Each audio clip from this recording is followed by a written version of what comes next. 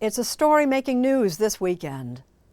The issue of age and the presidency, which is to say, how old is too old. And so another look at a recent story from Dr. Jon LaPook. There's an old saying among doctors: if you've seen one 80-year-old, you've seen one 80-year-old.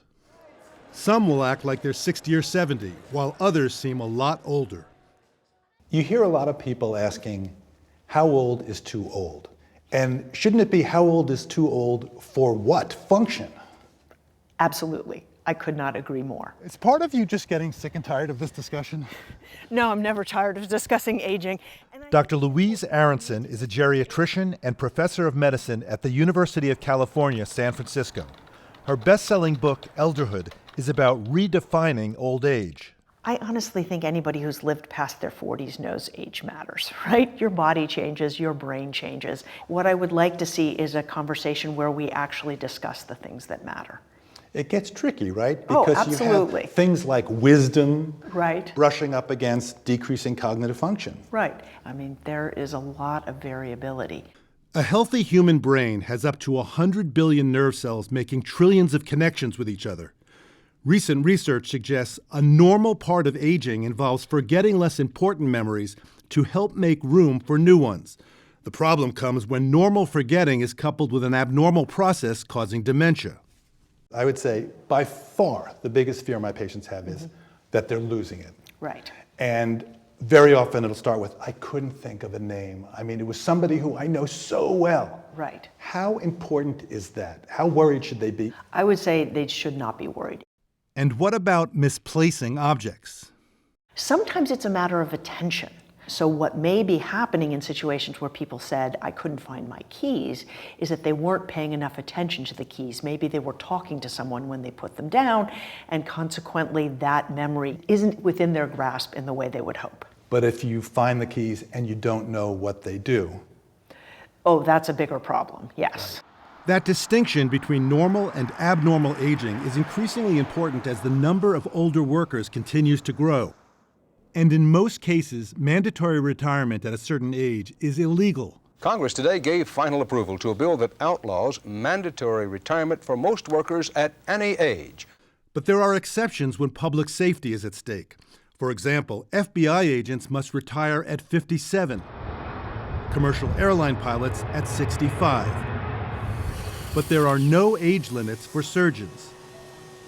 When I lecture about this subject of older surgeons around the country, I ask my audience, who in the audience has encountered a surgeon who should have stopped operating before he or she did, and the majority of hands go up.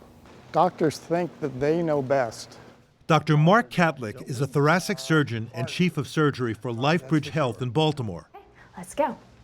In 2014, he created the Aging Surgeon Program, a 2-day physical and cognitive evaluation open to older surgeons from anywhere in the world, demonstrated here. Okay, Kurt, you can stop. I was pulled together a team, a multidisciplinary team of doctors, including geriatricians and neurologists and PT, OT, physical occupational therapy people, ethicists, lawyers. We built this comprehensive, objective evaluation of a surgeon's physical and cognitive faculties. What was the initial response of the surgeons who were going to be potentially subjected to this? Almost everyone comes kicking and screaming and not wanting to come. And what precipitates them being sent there in the first place? Something has been identified as being problematic. I want you to touch the block that I touch. Okay. Aside from evaluating surgeons flagged with a possible problem, LifeBridge is one of the few hospital systems in the country where all doctors and nurses over the age of 75 receive a neurocognitive assessment every 2 years. Our doctors are very open-minded about it. Dr. Catlick, 72, says tests like these actually help fight ageism by focusing on function rather than on chronological age. I think you can make a very strong case for anybody who's in a high-impact profession. Doctors, airline pilots, high government officials, they should have some sort of screening at some age. In fact, I would take away the mandatory retirement for airline pilots and others. If you're okay, the test will show you're okay. We've added a couple of decades, essentially an entire generation onto our lives, and we haven't kind of socioculturally figured out how to handle that. And I think it's important. We need to discuss age. Figuring out how to handle that, says Dr. Aronson, might just mean embracing the realities of getting older while realizing the end of working doesn't have to mean the end of a meaningful life. We need ways of letting people work when they still can and of helping them to stop working when that's in their interests and the interests of the common good. But the problem is that we really haven't figured out a way of giving people a gentle off-ramp to whatever it is that they're doing that preserves their dignity, their sense of who they are.